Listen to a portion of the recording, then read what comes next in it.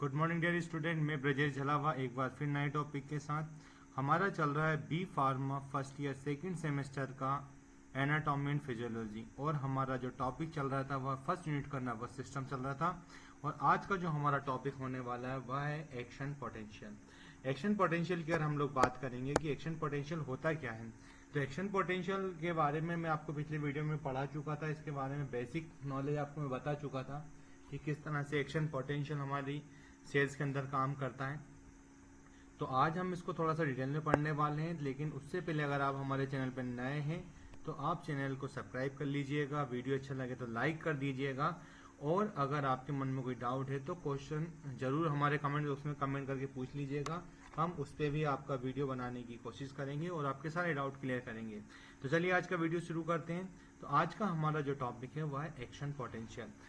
Action potential की बात करें तो हमारी बॉडी में क्या होता है कि जब भी हमारी बॉडी को कोई टच होता है या ठंडा गर्म कोई भी चीज़ अगर हमें लगता है तो उसके लिए हमारे क्या होते हैं, सिग्नल जाते हैं ब्रेन तक, और ब्रेन उसे आइडेंटिफाई करता है कि ये चीज़ हमारे लिए बेनिफिशियल है या हार्मफुल है, या टॉक्सिक है या हमारे लिए सपोर्टेबल है। तो ये सब चीज़ें ब्रेन डिसाइड करता है, और उसी के आगे से फिर हमारे पास क्या भेजता है, अपने सिग्नल भेजता है।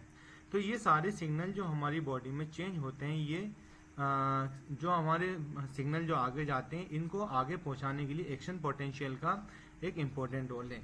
तो एक्चुअली जानते हम लोगों ने पिछले पढ़ा था कि जिस तरह की हमारी सेल मेम्ब्रेन होती है, हम लोग बात कर रहे थे कि हमारी क्या होती है यहाँ पे सेल मेम्ब्रेन की, और हम लोग बात करेंगे हमारी सेल मेम्ब्रेन थी। सेल मेम्ब्रेन में हमारे दो तरह के पंप हमने देखे थे। पहला पंप क्या था हमारा, सोडियम आयन पंप, और दूसरा हमारा क्या था, पोटेशियम आयन पंप। हमेशा क्या होता है कि सोडियम आयन का इनफ्लक्शन होता है, मतलब सेल के इनसाइड आता है, और जब पोटेशियम आयन का आउटफ्लक्शन होता है, यानी कि यहाँ पे ये हमारा क्या होता है, हमारा इन होता है, और हमारा पोटेशियम आयन क्या होता है, हमारा आउट होता है। तो इन और आउट का क्या रोल है ये आज हम जानने वाले हैं। तो एक्शन पोटेंशियल का क्या होता है कि हमारी बॉडी में जब एक्शन पोटेंशियल हमारा क्या होता है, इनसाइड हम लोग बात करेंगे तो -70 होता है, और -70 से ये जब हमारा सोडियम आयन क्या होता है यहाँ पे, ये हमारा एक्शन पोटेंशियल जब बढ़ने लगेगा तो ये हो जाएगा आपका -45। तो अब आपका क्या होता है, सोडियम पंप ओपन हो जाता है, जिससे क्या होता है आपकी बॉडी में इनसाइड में क्या आते हैं, प्लस आयन आने लगते हैं, यानी कि पॉजिटिव आयन आएंगे। और हम पहले पढ़ चुके हैं कि आउटसाइड में क्या होते हैं, पॉजिटिव आयन ज़्यादा होते हैं, इनसाइड में नेगेटिव आयन ज़्यादा होते हैं। इसी को हम लोगों ने क्या कहा था, पिछले वीडियो में हमने कहा था ये हमारा क्या था, पोलराइजिंग कंडीशन थी। और जैसे अब हमारे पास क्या हो जाएगा, पॉजिटिव आयन इनसाइड इन्फ्लक्शन होता है उसका, तो ये माइनस प्लस मिल गया, यहाँ पे क्या हो जाता है, ये न्यूट्रलाइज होने लगता है, जिससे अभी हमारी सेल क्या थी, हमारी सेल थी अब पोलराइज थी, अब हमारी सेल क्या होने लगती है, डीपोलराइज होने लगती है।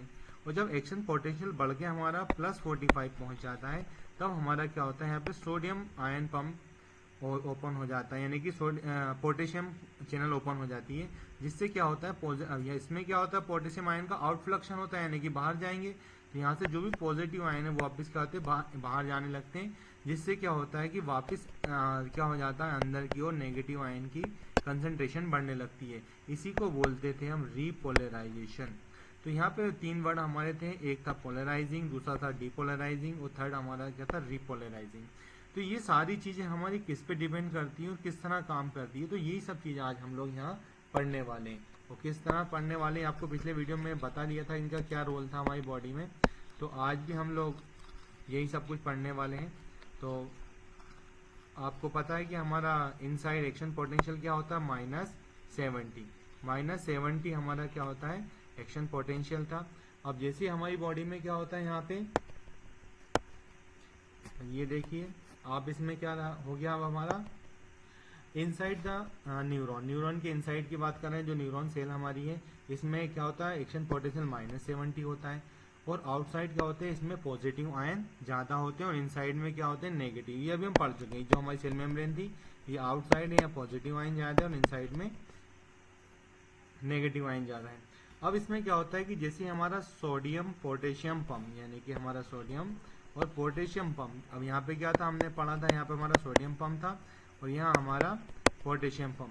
जैसे ओपन होता है तो इसमें क्या हो जाएगा कि इनसाइड में क्या होने लगते हैं, हमारे पंप से सोडियम आयन आने लगते हैं, और जब हमारा एक्शन पोटेंशियल और बढ़ता है तो यहाँ पे पोटेशियम आयन चैनल ओपन होती है और यहाँ से पोटेशियम आयन क्या होते हैं, बाहर जाने लगते हैं। तो यही सब चीज़ हम इसमें पढ़ने वाले। तो एक छोटा सा ये टेबल हमारी बनी हुई है, इससे आपको सब कुछ समझ में आ जाएगा। बहुत अच्छे से ये चीज़ समझाई गई है इस टेबल में, और अभी मैं आपको क्लियर करता हूँ।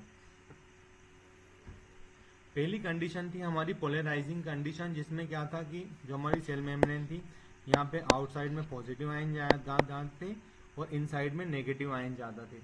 अब इसको बोलते हैं हम लोग रेस्टिंग फेज। क्या कहते हैं इसे अपन, इसे कहते हैं हम रेस्टिंग फेज। इस समय सेल में हमारी कोई मूवमेंट नहीं होती है, और इसमें एक्शन पोटेंशियल क्या होता है हमारा -70 हमारा क्या रहेगा, यहाँ पे एक्शन पोटेंशियल रहेगा। और इस समय क्या रहेगा अपना जो सोडियम आयन की कंसंट्रेशन हाई रहेगी आउटसाइड और पोटेशियम आयन की इनसाइड। ये दो कंडीशन हमारी रहती है, इसे हम बोलते हैं रेस्टिंग फेज। रेस्टिंग फेज का मतलब ये होता है कि अभी हमारे सेल में कोई मूवमेंट नहीं है। अगली कंडीशन आती है आपकी थ्रेशोल्ड। थ्रेशोल्ड का मतलब ये होता है कि इसमें होता है डिपोलराइजिंग होने लगता है, यानी कि यहाँ से सोडियम चैनल ओपन हो जाती है, जिससे क्या होता है कि हमारे अंदर पॉजिटिव सेल के अंदर पॉजिटिव आयन आएंगे जो कि नेगेटिव से मिलकर इसको न्यूट्रलाइज करेंगे, और एक्शन पोटेंशियल का वैल्यू बढ़ने लगती है। कितनी हो जाती है, -55। इस समय क्या होता है, सोडियम चैनल ओपन हो जाती है और स्टार्ट टू ओपन, मतलब सोडियम आयन इनसाइड आना स्टार्ट हो जाते हैं। बात समझ में आपको आ ही रही होगी। सभी वीडियोस में भी मैं आपको पिछले वीडियो में बता चुका हूँ ये क्या होता है, वह फिर मैं आपको क्लियर करूँगा। ये हमारी क्या है, सेल मेम्ब्रेन है, और ये जैसे हमारे पास सोडियम आयन है और ये हमारे पोटेशियम आयन। अब जैसे हमारे पास -70 था एक्शन पोटेंशियल, उस समय तो कुछ सारी चैनल अपनी क्लोज थी, कोई चैनल ओपन नहीं थी।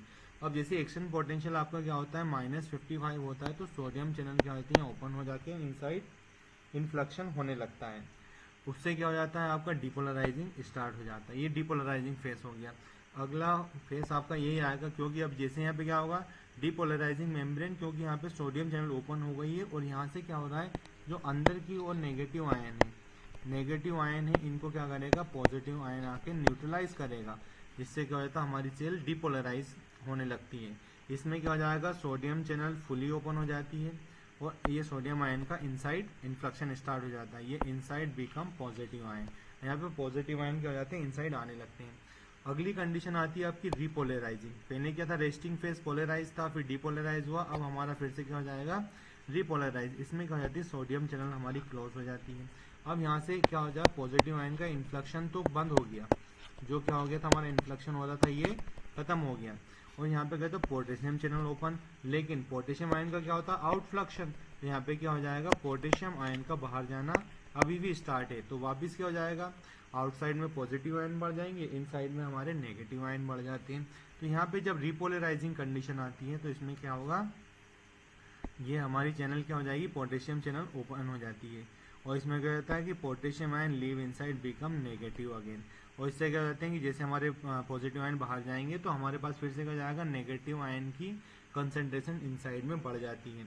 अब ये प्रोसेस कंटिन्यू चलती रहेगी, तो ये पोलराइज हुआ था, लेकिन अगर ये प्रोसेस कंटिन्यू चलती रही तो अब हाइपर पोलराइजेशन, यानी कि पोटेशियम चैनल क्या हो जाएगी, स्टे ओपन टू लॉन्ग, यानी कि लंबे समय तक अगर पोटेशियम चैनल हमारी क्लोज नहीं होती है तो लगातार क्या हो जाएगा, पॉजिटिव आयन का आउटफ्लक्शन होता रहेगा, और जब पोटेशियम आयन का आउटफ्लक्शन होता रहेगा तो बाहर भी क्या हो जाएगा, पॉजिटिव आयन बहुत ज़्यादा हो जाएंगे, और इन साइड में क्या हो जाएगा, नेगेटिव आयन बढ़ जाएंगे, यानी कि जो हमारा क्या हो जाएगा, एक्स्ट्रा सेलुलर जो फ्लूइड है उसमें पॉजिटिव आयन बढ़ जाएंगे, और जो हमारा इंट्रा सेलुलर फ्लूइड है इसमें हमारे नेगेटिव आयन बढ़ जाएंगे, जिससे क्या हो जाएगा, इनका डिफरेंस बहुत ज़्यादा हो जाएगा।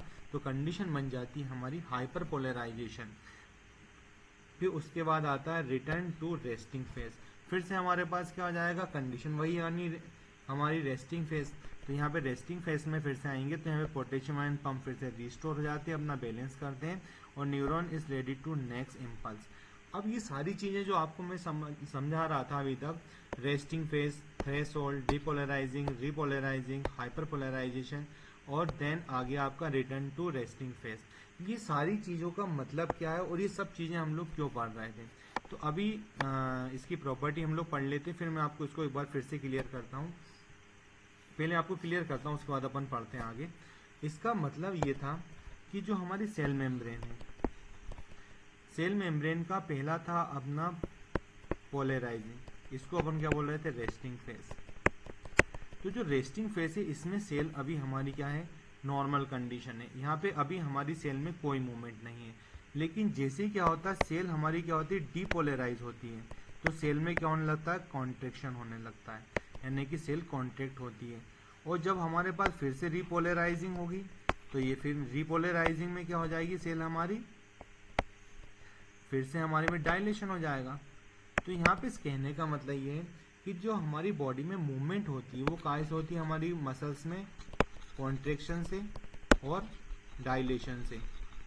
तो यहाँ पे हमारे पास जब भी मसल्स में मूवमेंट करना होती है तो मसल्स में कंटिन्यू क्या चलेगा, कॉन्ट्रैक्शन डायलेशन, कॉन्ट्रैक्शन और डायलेशन, इसी से हमारी बॉडी में क्या होती है, मूवमेंट होती है।